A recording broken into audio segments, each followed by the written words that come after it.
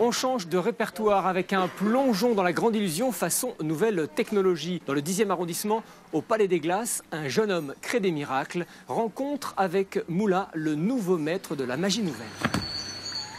Moula, vous réalisez des miracles magiques, c'est-à-dire? Quand on lit la définition d'un miracle ou quand on lit la définition de la magie, c'est la même définition, sauf qu'il y en a un qui est attaché à un phénomène plutôt religieux ou à des croyances, c'est le cas des miracles.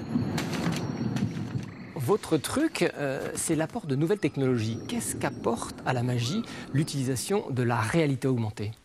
Pour moi, les nouvelles technologies sont hyper importantes. Quand j'ai commencé la magie, moi, j'avais pour rêve d'aller créer des illusions comme pouvoir se téléporter, s'envoler, faire toutes ces choses-là.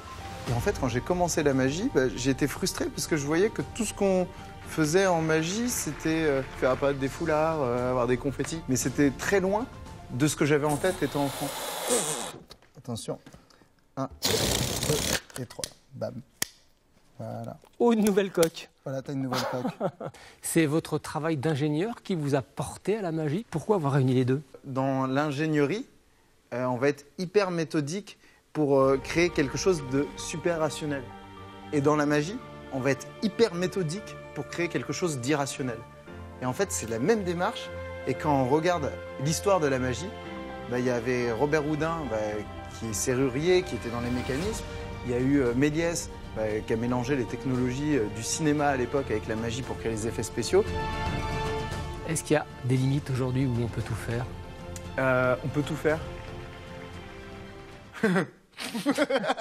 C'est vrai.